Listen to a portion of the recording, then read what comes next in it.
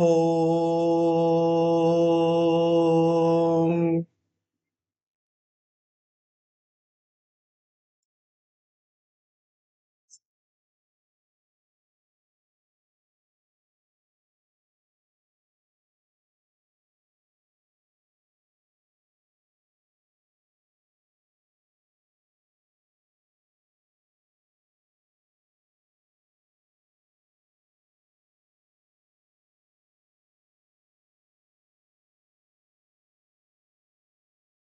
अवरुद्ध वृत्त हो गया है, अब अवरुद्धे च वृत्ति ही ये चलेगा।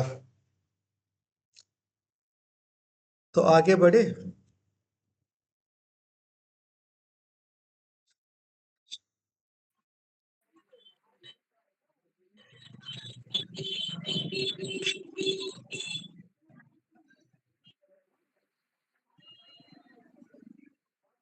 तो जो राजपुरुष अवरुद्ध अवरुद्ध की परिभाषा तो मैंने पीछे किया था, वो याद रखना चाहिए।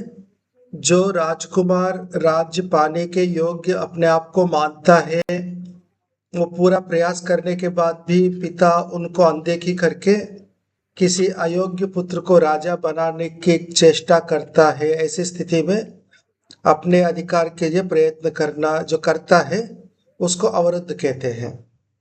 इसमें दोनों बातें हो सकते हैं कि वो वास्तव में योग्य है और राजा वास्तव में अपने मोहवश या किसी और कारण से किसी अन्य पुत्र जो बहुत अयोग्य है उसको राजा बना रहे हैं, या ऐसी कोई परिस्थिति जहां योग्य व्यक्ति को अवसर नहीं मिला और अयोग्य राजा बनाया जा रहा है, तो वहां जो प्रयास किया जाता है वो अवरुद्ध है। और जो प्रयास करता है वो वास्तव में योग्य हो सकता है या उसकी अपनी भ्रांति हो सकती है, पर जो जिसको अधिकार नहीं मिला और प्रयास करता है, बस इतना हो तो वो अवरुद्ध है। तो उसको क्या करना चाहिए ये बताया, पर यदि वो अयोग्य है तो राजा उसके साथ कैसे व्यवहार करे, अब ये बताएंगे। अवरुद्धम तो मुख्य पुत्रम अपसर्पाः प्रतिपाद्य आनयेयुः। जो राजा का मुख्य पुत्र है और अवरुद्ध बन गया, यानी अब जबरदस्ती राज्य छीनना चाहता है, वो प्रतीक्षा नहीं हो रहा, धैर्य नहीं यानी धैर्य नहीं रख पा रहा है कि मैं अब तुरंत ही राजा बनूं, तो ऐसे पुत्र को, तो गुप्तचर व्यवस्था में एक अपसर्प नामक गुप्तचर है जो कंटक शोधन में रहते हैं, तो वो उसको पकड़ के लावे, यानी उनको जगह दे के उसको पकड़ के लावे। माता व प्रतिग्रहित प्रतिग्रहिता, या उसको पकड़ के राजा के सामने नहीं बल्कि माता के, उनके अपने माँ के पास में लावे ताकि वो समझा दे उसको। क्योंकि माँ के पास, पिता के पास कई बार खटपट हो जाता है, तो माँ के साथ जो है ना थोड़ी सी स्नेह रहता है, तो वहाँ ज्यादा उग्रता पुत्र का नहीं रहेगा और शांति से दो वाक्य सुन भी सकता है। तो उसको लावे पकड़ के और उनको समझावे। त्यक्तम गूढ़ पुरुषाः शस्त्र रसाभ्याम हन्युः। त्यक्तम यानी जिसने अपना संबंध छोड़ दिया, बिल्कुल अभी पिता मानता ही नहीं राजा को, ना राजा मानता है ना पिता मानता है, और अपने मनमानी पे आ गया कि बस मुझे तो विद्रोह करके राज्य पाना है। तो ऐसे को तो फिर वो और कोई रास्ता नहीं है, क्योंकि वो अव्यवस्था उत्पन्न कर रहा है। तो गुण पुरुष जो है उनको शस्त्र से अथवा विष से उसका हनन करे। अत्यक्तम जिन्होंने पूरा संबंध नहीं छोड़ा, यानी कुछ मिसअंडरस्टैंडिंग है, जो किसी कारणवश गलत रास्ता पकड़ लिया है, तो उसको तुल्यशीलाभिः स्त्रीभिः पानेन मृगया व प्रसज्य रात्रौ उपगृह्य आनयेयुः। ऐसे जो पुत्र है, तो उसको, यानी जिसने पूरा संबंध भी नहीं तोड़ा है, जिसके अंदर गुंजाइश है सुधरने का, तो उसको किसी लालच में यानी किसी चीज में फंसा दे, चाहे स्त्री के नाम से, चाहे शराब के नाम से, चाहे शिकार के नाम से, गुप्तचर जो है उनको फंसा दे। और वहां से उनको पकड़ के जावे। रात्रि के समय जब सो रहा हो या ऐसी जो स्थिति होती है जब अप्रमत्त है, उसको पकड़ के जावे। उपस्थितम च राज्येन ममोर्ध्वमिति सांत्वयेत, जो आ गया है तो राजा उसको थोड़ा सा सांत्वना दे कि भैया राज्य कहाँ जाएगा, मेरे बात तो तू ही तो है, तो इतनी क्यों उतावले हो रहे हो, और ये तुम्हारा नाम भी बिगड़ जाएगा विद्रोह करोगे तो। ये राज्य तुम्हारे लिए ही है और किसी के लिए नहीं है, तो ऐसा मत करो, ऐसा समझा के उसको रास्ते में जावे।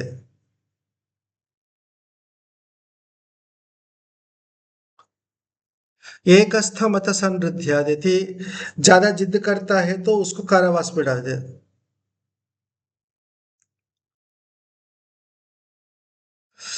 पुत्रवान व प्रवासयेत, यदि उसका पुत्र है यानी राजा के और भी पुत्र है तो उसको प्रवास में भेज दे, दूर भेज दे, राज निकाला कर दे।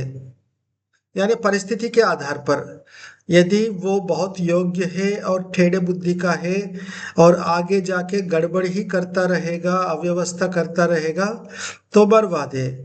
बहुत योग्य नहीं है पर जिद भी कर रहा है, मान नहीं रहा, या तो कारावास में डाले या दूर भेज दे। और एक ही पुत्र है तो फिर पूरी तरह से प्रयास करे उसको सुधारने का। फिर भी बात नहीं बनता है तो यह पुत्रवान शब्द की दो तरीके व्याख्या हो सकता है। राजा यदि पुत्रवान है और भी पुत्र है तो इसको गौण करो, इसको तो चाहे कारावास में डाल दो चाहे दूर कर दो, या फिर उस पुत्र जो नालायक है उसका पुत्र हो जाए तब भी उसको गौण करे और जो पोते पे ध्यान दे उसको आगे राजा बनावे। तो कोई ना कोई रास्ता अपनावे, कुल मिला के शांति चाहिए राज्य में, व्यवस्था चाहिए। तो ये है अवरुद्धेच वृत्ति ही। इसमें कुछ पूछना है? ये जो है ना, ये पूरा महाभारत में आपको ये देखने को मिलेगा ये व्यवस्था। महाभारत में जैसे युधिष्ठिर को दूर भेज दिया यानी वारणावत, और वहां से फिर उनको मारने का प्रयास हुआ, वहां से वो बच निकले, उसके बाद वो सीधा राज्य नहीं गए, काफी देर जंगलों में भटकते रहे। वहां से बच निकल के वापस हस्तिनापुर जा सकते थे, पर उनको एक चिंता थी कि हम ऐसे ही जाएंगे और हमारे जीवित रहना थोड़ा सा भी उनको पता चला तो अपने गुप्तचर भेजकर मार सकते हैं। कहाँ तक सतर्क रहे, क्योंकि हस्तिनापुर के पास में जाएंगे तो सारा उन्हीं के लोग हैं, सीधा सामने से युद्ध में तो कोई बात नहीं, पर गुप्तचर भेजकर कुछ ऐसे स्थिति में यदि वध करने का कोशिश करेंगे तो बहुत समस्या होगी। इसलिए वे अवसर देख रहे थे।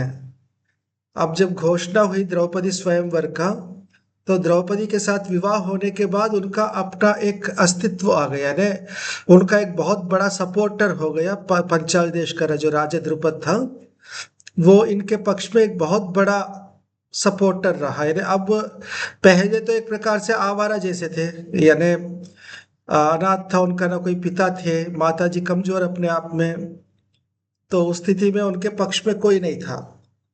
भीष्म और द्रोण दोनों तटस्थ थे,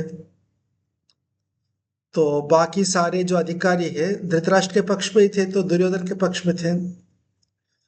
तो उस स्थिति में ये कुछ कर नहीं सकते थे। जब अपना पक्ष कुछ बलवान बना तब जाकर वे अपनी उपस्थिति दे पाए, कि अब उनके साथ गुपचुप कुछ कुछ किया नहीं जा सकता। तो ये यानी एक उदाहरण बन सकता है महाभारत से। कुछ इसमें पूछना है? हाँ आचार्य जी। जी।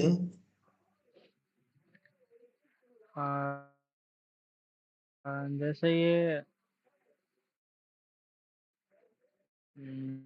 पांडव के 5 पुत्र हो गए हाँ, क्या?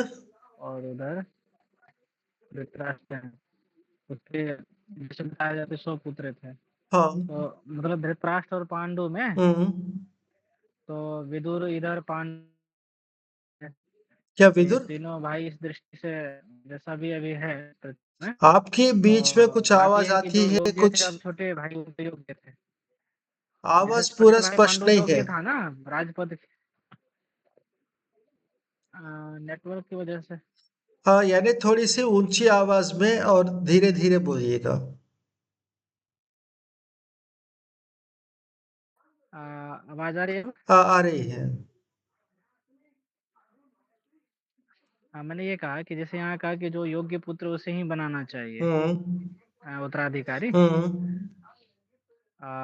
लेकिन महाभारत में जो इसका कलह का कारण है वो यही है, छोटा भाई योग्य था लेकिन बड़ा भाई योग्य नहीं था, और छोटा इस कारण से भाई वहां से कलह का सिलसिला चलता रह गया। समझ में नहीं आया, छोटा भाई कौन योग्य था, बड़ा भाई कौन अयोग्य था? धृतराष्ट्र अयोग्य था ना, उसके लिए आंख आदि की दृष्टि के कारण से। हाँ, ठीक है।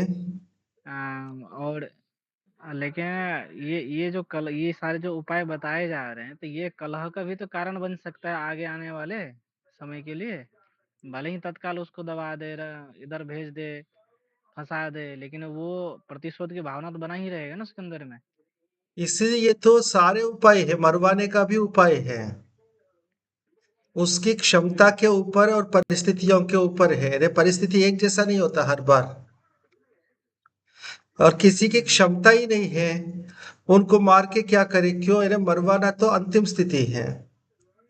उसकी कोई क्षमता ही नहीं हम्म है कि वो कुछ विशेष कुछ कर सके, तो उनको छोड़ दो। हम्म, वो हाथ पैर मारता जी रहेगा पर वो कुछ कर नहीं पाएगा, उसकी क्षमता नहीं है तो। जी। ठीक है। तो धृतराष्ट्र तो नहीं किया, लेकिन उसके आने वाले जो संतान हुए, उनके साले हुए, वो सब तो इसमें पूरे लगे रहे कि भाई हमारा ही जो बहन है वो राजनीति में ये तो बना हम्म रहेगा। राजनीति में तो अधिकार के प्रति बना रहेगा। इसमें महाभारत में चर्चा आती है बचपन में ही, जो है ना, इनके लक्षणों को जी देखकर दुर्योधन के,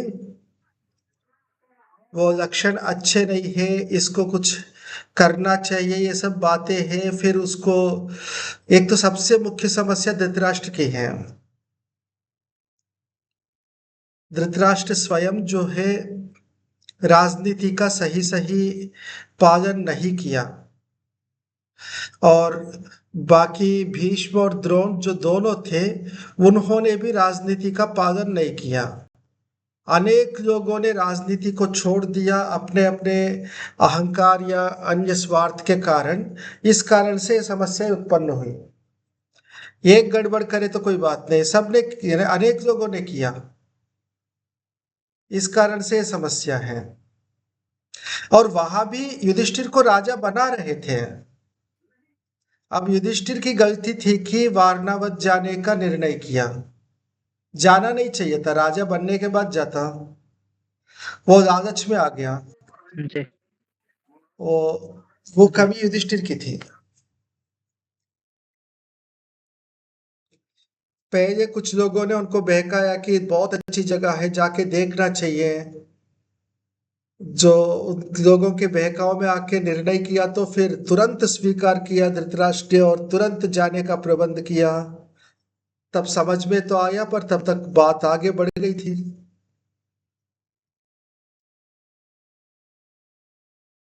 ठीक है। अब आगे तो विषय। मतलब मैं ये कह रहा हूँ कि जी, मुझे इसमें ये और स्पष्ट करना चाह रहा था मैं। हम्म। जैसे कि स्वामीधन जी, मुझे यहाँ तक ध्यान आ रहा है कि प्रजा के हाथ में भी ऐसे अधिकार दिए छठे समोल्लास में, हम्म। जो राजा उदंड हो जाए तो समिति और प्रजा मिलके उनको इस तरह से हटाया जा सके। तो लेकिन राजतंत्र में ऐसा दिख रहा है, प्रजा के हाथ में कुछ अधिकार ही नहीं दिया है कि भाई प्रजा राजाओं के को हाथ चलो में शासन का अधिकार अ, स्वामी दयानंद ने भी नहीं दिया है। ये तो विद्रोह की बात है। जी जब राजा, ये पीछे आया था ना इंद्रिय जय प्रकरण में, वो बहुत ज्यादा जी टैक्स कलेक्ट करता था, तो सारा प्रजा मिलके उनको ठिकाना लगा दिया था। हम्म चातुर्वर्ण्यम अत्याहारयमानः, ऐसा कुछ वो आया था ना। चारों वर्णों हाँ को सर, बहुत तो ज्यादा उसमें वो तो टैक्स देके तंग कर रहा था, तो उसको ठिकाना लगाए सारे प्रजा मिलके।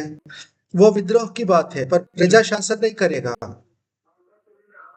किसी दूसरे नहीं, योग्य को प्रजा चुनेगा। शासन, शासन की मैं भी बात नहीं कर रहा हूँ। हम्म। मतलब जैसे अभी ये वर्तमान में जो व्यवस्था है, वोट का अधिकार प्रजा उसको चयन करती है, और फिर वो अधिकार पाते हैं जब ये व्यवस्था आगे होती नहीं, है। ये चर्चा जो है ना, तो ये आपने वो पुस्तक पूरा पढ़ा तो फिर करेंगे किसी दिन, ठीक है?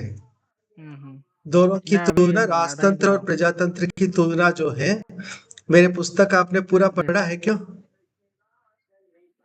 आधे अभी पहुंचा है। हाँ, क्या?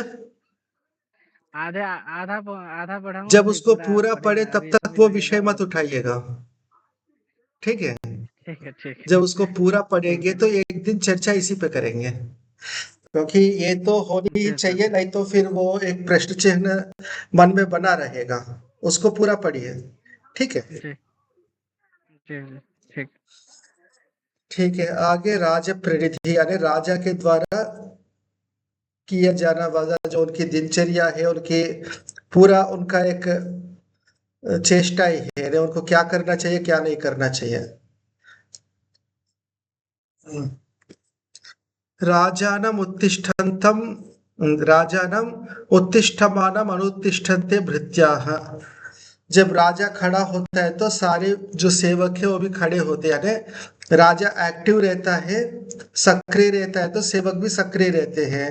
राजा यदि पड़ा रहेगा तो बाकी भी पड़े रहते हैं। प्रमाद्यंतम अनुप्रमाद्यन्ते, यदि राजा प्रमाद करे तो बाकी भी लापरवाही करेंगे। कर्माणि चास्य भक्षयन्ते, उनके काम भी सारा खा जाएंगे, यानी काम नहीं करेंगे, तनख्वाह देते रहेंगे।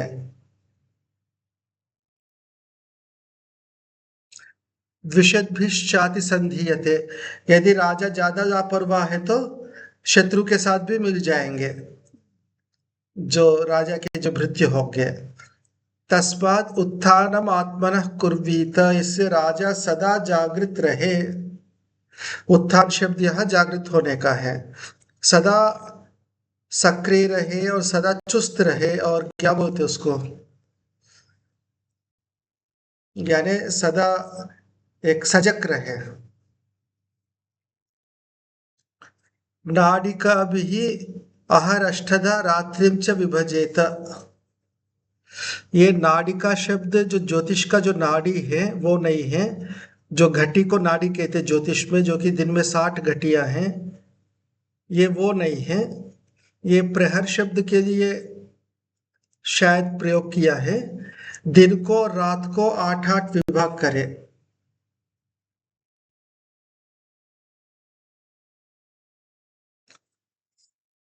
छाया प्रमाणे नवा, छाया के माप के अनुसार दिन का विभाग करे। अब वो कैसे बता रहे हैं? त्रिपौरुषी पौरुषी चतुरंगुला छाया मध्याह्न इति पूर्वे दिवसस्याष्टभागाः।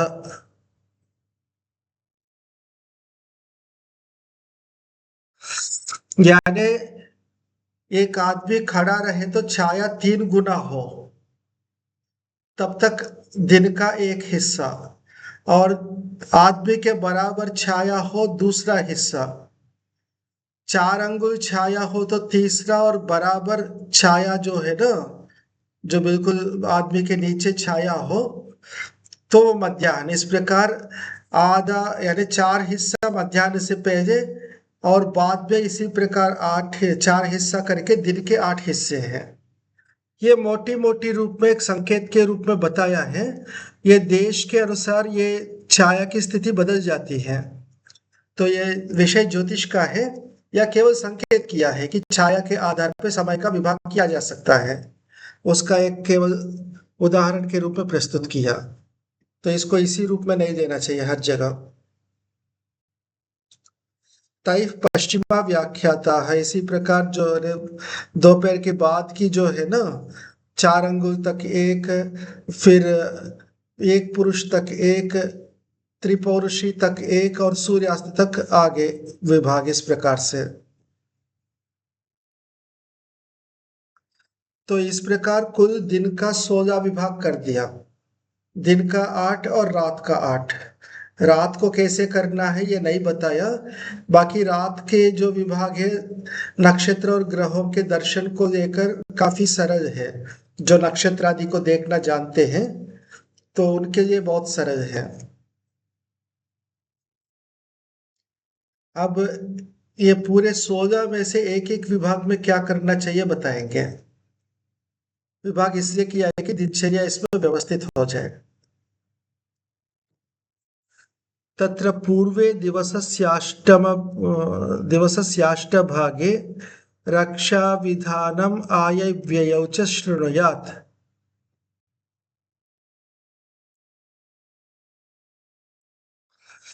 तो दिन यानी सूर्योदय के बाद 8वां हिस्सा, सूर्योदय हुआ वहां से त्रिपुरुषी छाया तक जो 8वां हिस्सा है, पहला 8वां हिस्सा, उसमें रक्षा विधानम आयव्ययौ च शृणुयात्, रक्षा संबंधी बातें और आयव्यय संबंधी बातें सुने, यानी उस संबंधी व्यवस्था देखे या उनके निरीक्षण करें।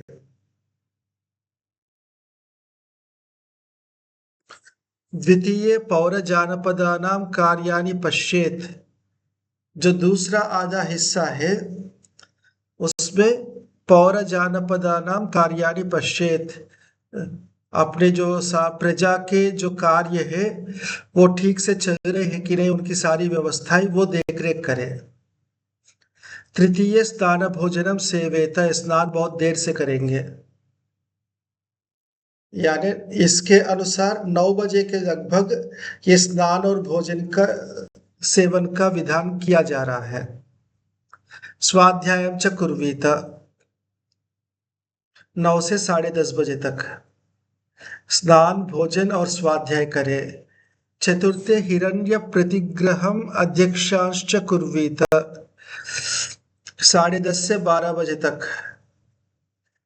हिरण्य प्रतिग्रहम यानी अपना जो किसी प्रकार से टैक्स आदि के द्वारा जो भी कुल मिलाकर जो हिरण्य कोष में पहुंचता है उसका देखरेख करे, और अध्यक्षों की व्यवस्था भी उसी समय करे।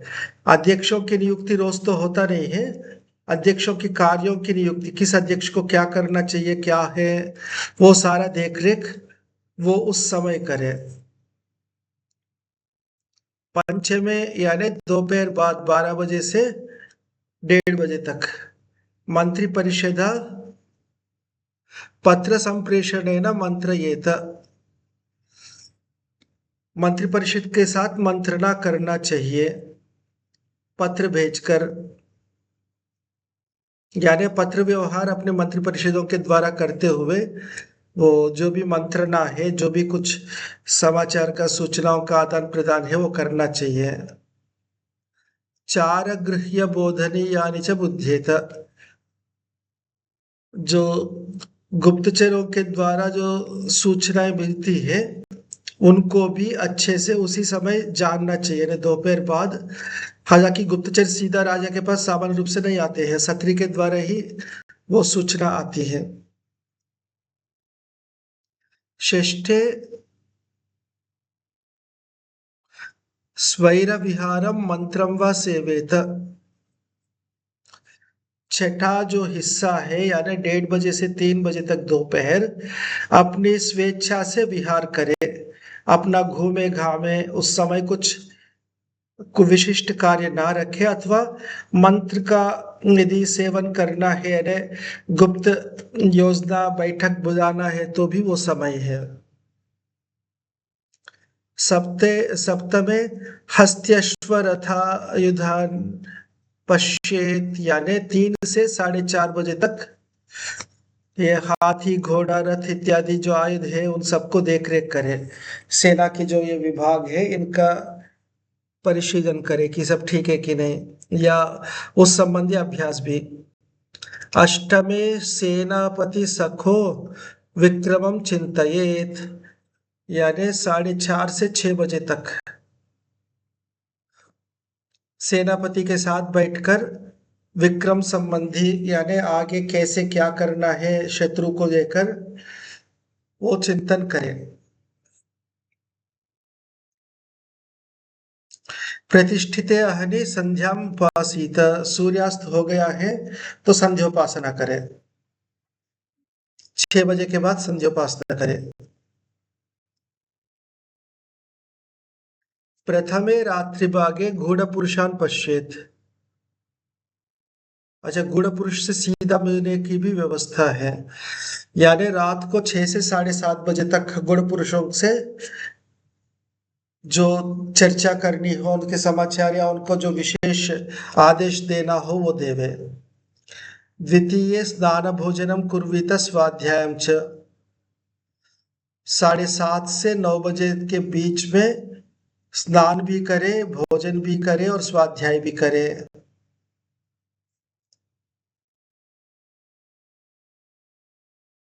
तृतीय तुर्य घोषेण संविष्टः चतुर्थ पंचमौ शयीत। तृतीय यानी 9 से लेकर 10:30 तक ये तुर्य घोष यानी पहले समय में घंटी बजती थी। आज भी घंटाघर होते हैं, दिल्ली में भी, कानपुर में भी है घंटाघर। और पहले ये राज्यों में व्यवस्था होती थी कि एक एक प्रहर पे घंटी बजती थी जोर से, ताकि लोगों को पता चले प्रहर बीत चुका है, रात को भी दिन में भी। और ये सोने का समय जो है विशेष रूप से तुर्य घोष यानी वो जो तुर्य नामक एक पूरा वादित्र यंत्र है जिसका घोष बहुत दूर तक जाता है, वो घोष जब होगा तो समझना चाहिए कि अब व्यवहार खत्म, अब सो जाओ। तो 9 बजे के बाद जो है अपना सोने की तैयारी करें। और चौथा और पांचवा यानी 10:30 से 12, 12 से 1:30 बजे तक अच्छे से सोवे, यानी 9 बजे के बाद ही सोने की तैयारी करे। तो कुछ समय जो है सोने की तैयारी यानी जाएगा, कुछ बैठेगा, ये सब उसमें टाइम लगता है। तो कुल मिला के ये शयन का समय है, तीसरे से ही मान सकते हैं, तीसरा, चौथा, पांचवा। षष्ठे तुर्य घोषेण प्रतिबुद्धः शास्त्रम इति कर्तव्यताम च चिंतयेत। जो छठा है प्रहर यानी जो छठा प्रहर है उस समय भी तुर्य घोष होगा। वो जगने का समय है तो घंटी बजेगी, या वो घंटी नहीं बजेगी, वो वादित्र यंत्र बजेगा, तो उससे उठे। उठने के बाद शास्त्रम इति कर्तव्यताम च चिंतयेत, जैसे मनुस्मृति में भी है, ब्राह्मे मुहूर्ते बुध्येत धर्मार्थो चानुचिंतयेत काय क्लेशांश तन्मूलान वेद तत्वार्थमेव च। दो वेद शास्त्रों की भी चिंतन करना चाहिए और धर्मार्थ प्राप्ति की, उसी को यहाँ इति कर्तव्यता बता रहे हैं। धर्मार्थ प्राप्ति ही इति कर्तव्यता है, तो इनके बारे में चिंतन करना चाहिए। सप्तमे मंत्रम अध्यासीत गुण पुरुषाश्च प्रेषयेत।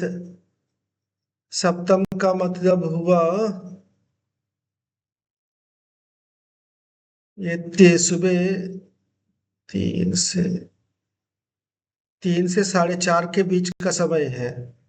उस समय मंत्र की बात है, सुबह सुबह उठते ही, यानी मंत्र और गुण पुरुषों के साथ सुबह सुबह ही करना चाहिए दिन भर की व्यवस्था।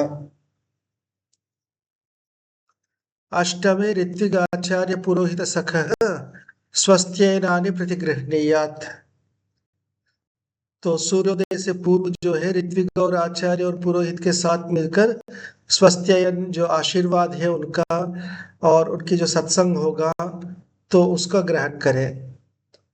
चिकित्सक महानासिक चिकित्सक महानासिक मुहूर्तिकांश पश्येत, यानी सूर्योदय से पूर्व चिकित्सक को भी देख, यानी रोज चिकित्सक आके जनरल चेकअप करे नाड़ी वगैरह देखते हुए। और महानासिक, महानस होता है रसोई, तो उसका जो प्रमुख है वो भी राजा को देखे, अरे राजा दिन भर के लिए जो अपना भोजन संबंधी उनको बतावे, उस संबंधी व्यवस्था के लिए बोले।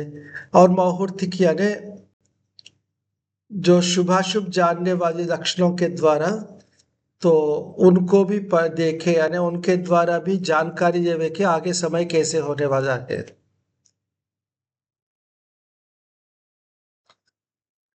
तो वो विद्याएं तो आज गुप्त है।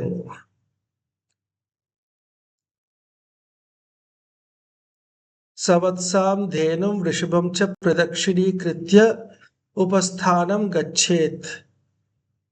सुबह सुबह गौशाला जाकर धेनु, सवत्सा धेनु और वृषभ सांड इनकी दक्षिणा करे और उनका उपस्थान करे, यानी जाके वहां देख रेख करे। और उसका एक प्रकार से कहते हैं गाय के ऊपर हाथ फेराने से कई प्रकार के रोग और अपना जो एक प्रकार से क्या बोलते हैं उसको, डिप्रेशन वगैरह, ये सारी स्थितियां ठीक हो जाती हैं।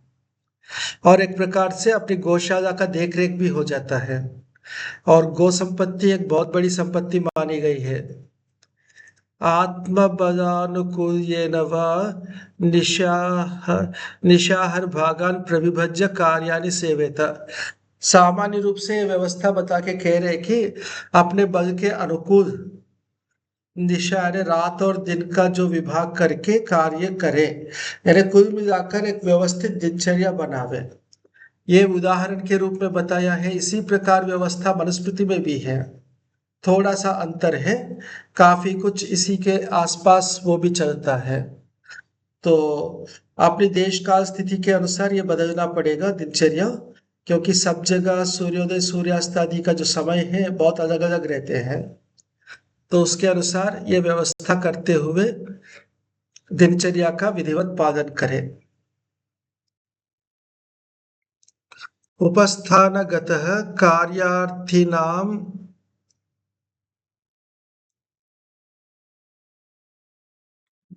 अद्वारा संघम, अद्वारा संघम कारयेत।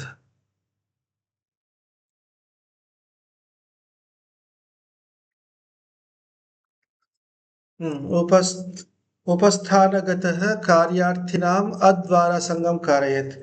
जो देखने के लिए आ रहे हैं कार्य को लेकर, तो उनके लिए वहां उपस्थित होकर अद्वारा संगम यानी दरवाजे में रोक टोक ना हो, इस प्रकार करावे, यानी जो भी आके मिलना चाहे वो आके मिल सकते हैं।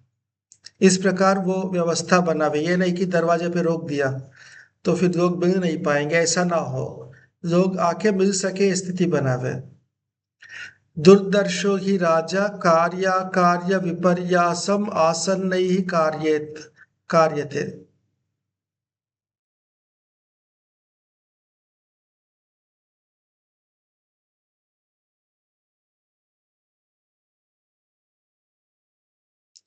दुर्दर्शो ही राजा कार्य विपर्यासम आसन्नैः कार्यते।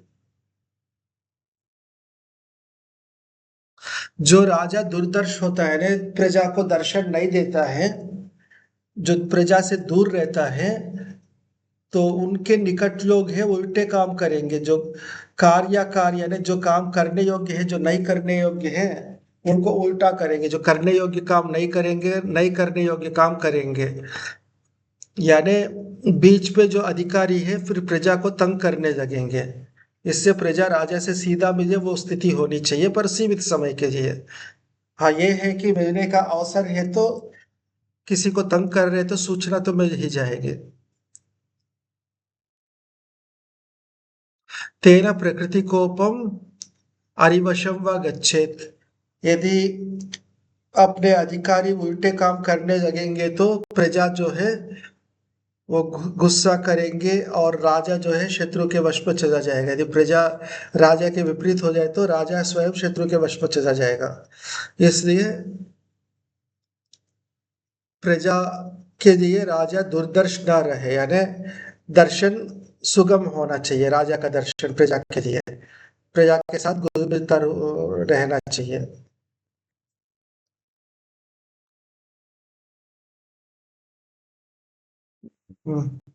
एक मिनट।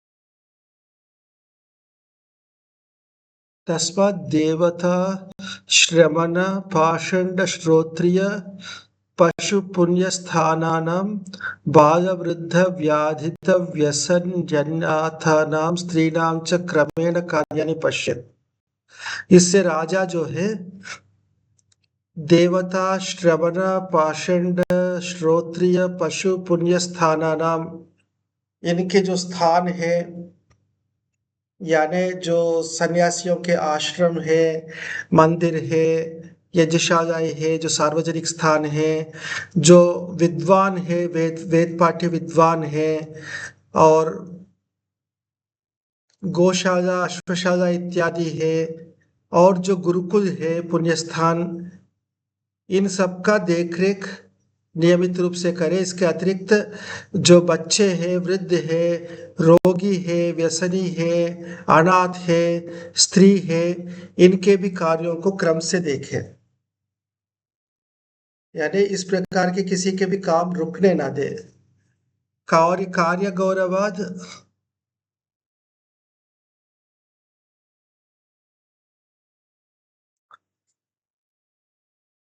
आत्यैक वशेन वा,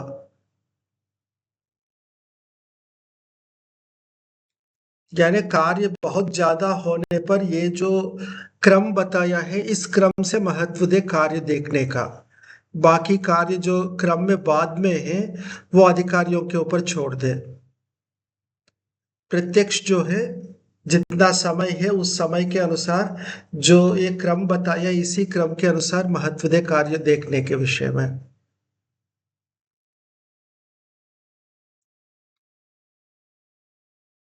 सर्वमात्यैकं कार्यं शृणुयात् नातिपातयेत्, जो सारे आत्ययिक कार्य है,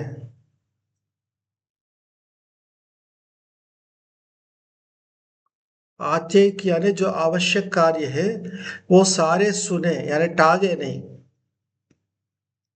कृत्र साध्यम अतिक्रांतम असाध्यम च असाध्यम व विजायते, जो काम समय पर नहीं किया वो आगे जाके कठिन हो जाएगा या असंभव हो जाएगा। समय का बहुत महत्व है, टालना नहीं चाहिए। इसलिए अग्न्यागारगतः कार्यम पश्येत वैद्य तपस्विनाम, कोई वैद्य अथवा तपस्वी व्यक्ति यदि आवे काम लेकर तो उनके काम देखने के लिए अपने अग्न्यागार में जावे। यानी हर गृहस्थी के लिए सामान्य रूप से एक अग्निहोत्र गृह अलग रहता है, जहाँ अग्नियां रहती है, उनका पालन विधिवत किया जाता है, उसको अग्न्यागार कहते हैं। तो वहां जाकर उनसे मिले। और कैसे मिले? पुरोहित आचार्य सखा प्रत्युत्थान अभिवाद्य च, अकेला ना मिले, अपने आचार्य और पुरोहित भी साथ में रहे और उनको जैसे वो आएंगे तो उठे, उनका सम्मान करे, उसका अभिवादन करे। सामान्य रूप से जो प्रजा मिलने आती है तो प्रजा स्वयं अभिवादन करता है राजा को, तो राजा खड़ा नहीं होता प्रजा के लिए। पर जब कोई विद्वान वैद्य तपस्वी इत्यादि आवे तो वहां उल्टा होना होगा, राजा को स्वयं खड़ा होना होगा और अभिवादन करना होगा, उनका पूरा सत्कार सम्मान करना चाहिए। और साथ में आचार्य और पुरोहित भी रहे, क्योंकि ये जो तपस्वी वैद्य इत्यादि जो विशिष्ट लोग होते हैं उनके एक विशेष टेम्पर भी रहता है, गुस्सा भी रहता है, वो राजा को कुछ मानेंगे नहीं।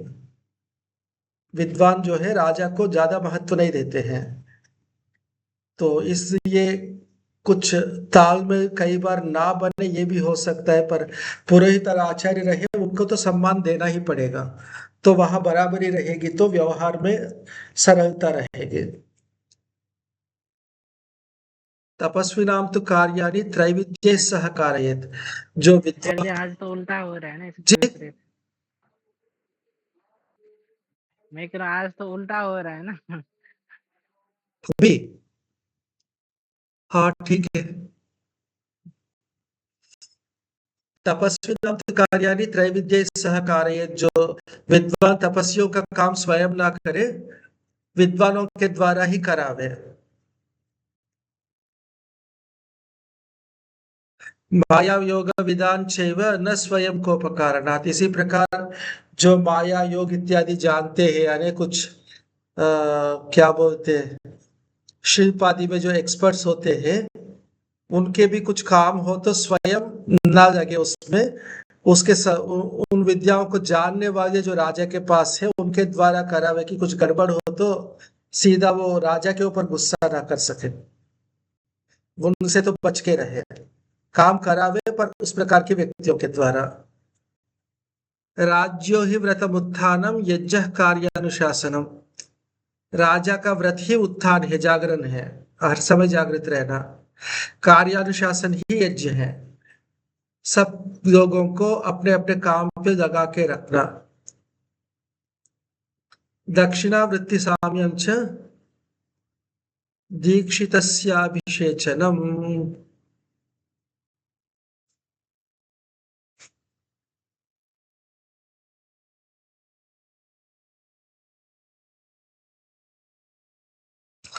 दक्षिणा जो देना है उस पर भी ध्यान रहे। वृत्ति साम्यम, सभी के साथ प्रवृत्ति जो है एक समान रखे, यानी किसी फेवरेटिज्म ना हो किसी के साथ। बाकी व्यक्ति के महत्व को देखकर उसके अनुसार अंतर तो होता ही है, पर किसी से ज्यादा नजदीकी, किसी से दूरी वो ना रहे, सबके समान, यानी प्रजा में सबके साथ एक समान जैसा व्यवहार रहे। दीक्षितस्याभिषेचनम,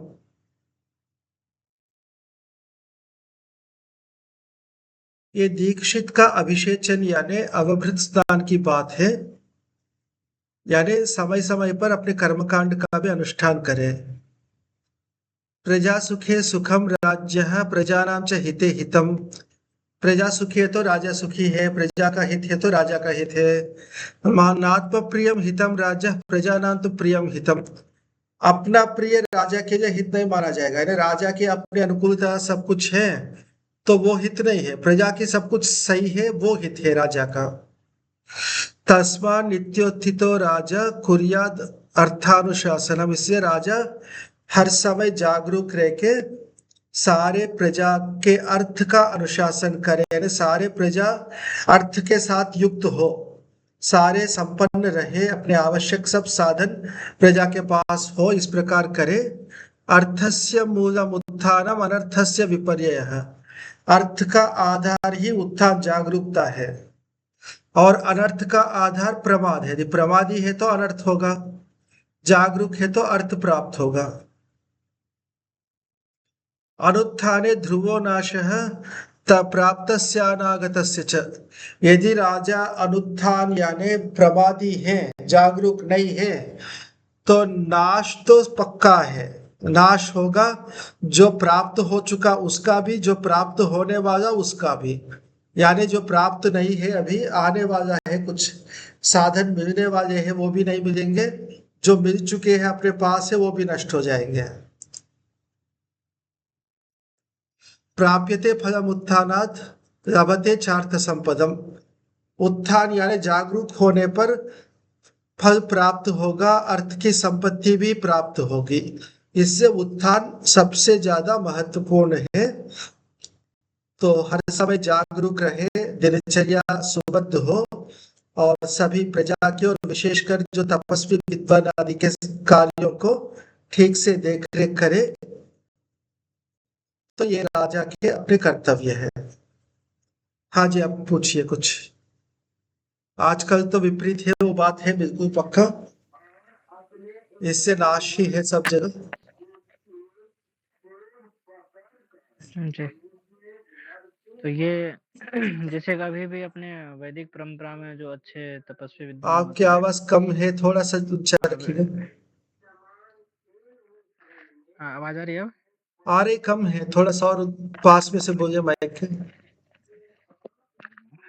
एक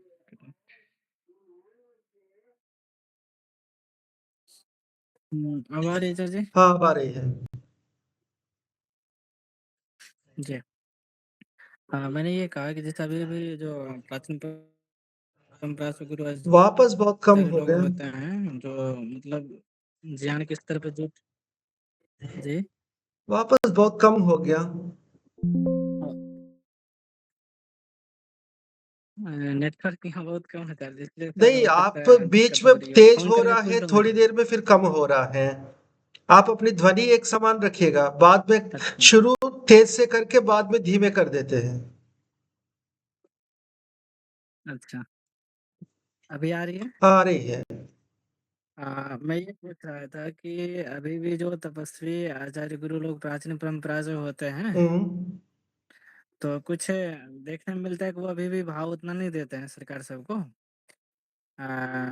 और बाकी बात जो ये विपरीत होने का कारण है, और अपने शास्त्रों में जो बताया है कि जो ब्राह्मण ये है अधिकारी लोग होंगे, वो हम्म। ऊंचे दर्जे के स्थान में माना गया, लेकिन सामाजिक स्तर पर देखते हैं राजा को सबसे मतलब प्रभावशाली उस दृष्टि से देखा जा रहा है। इन दोनों में क्या, किस स्तर पर दोनों को देखना समझ चाहिए? में पूरा नहीं आया। समझ में मतलब इसका अभिप्राय इतना ही है कि एक ब्राह्मण विभाग है, एक राजा विभाग है, मतलब क्षत्रिय विभाग है, हम्म। और जो ये वर्ण व्यवस्था में ब्राह्मण को सबसे ऊंचे दर्जा माना है ना। सम्मान की दृष्टि से। हाँ, लेकिन समाज के स्तर पर दिखता है कि राजा उसमें बहुत ज्यादा प्रभावशाली होते हैं क्षत्रिय अधिकार की विभाग में। दृष्टि से। ब्राह्मण आदि। हम्म। अधिकार की दृष्टि से ऊपर रहता है, सम्मान की दृष्टि से राजा ऊपर नहीं रहता, ब्राह्मण ही ऊपर रहता है।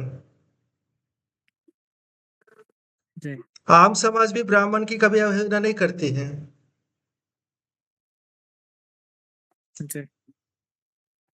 ये बात तो आज भी तो प्रोटोकॉल ये मेंटेन होता है, संतों को राजनेताओं की अपेक्षा ज्यादा बड़ा सम्मान यानी वो स्थान मिलता है मंचों पे। जी। वो भले वो संत हो, जो भी कुछ हो इस स्थिति पर एक होता है।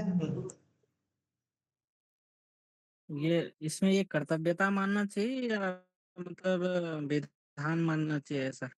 देखिए, यानी जो विद्वान सन्यासी इत्यादि होते हैं, ये विद्वान होते हैं, यानी विद्या के जी। प्रतीक होते हैं। उस विद्या के प्रति सम्मान है, उनके जी। प्रति सम्मान, साथ में उनसे विशेष लाभ प्राप्त होता है, और वो लाभ भी जी। उठाना है उनसे। और उनको किसी देश काल व्यवस्था से संबंध नहीं रहता। यदि मान लो ये राजा जी। उनको अवहेलना किया, तो वो शत्रु के पास जाके अपना लाभ वहां दे देंगे। जी।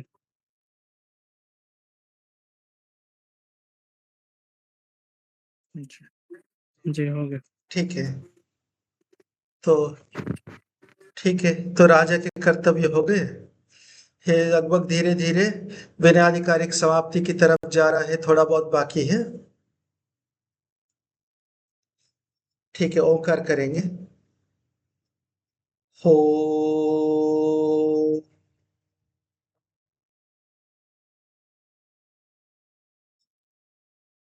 नमस्ते जी।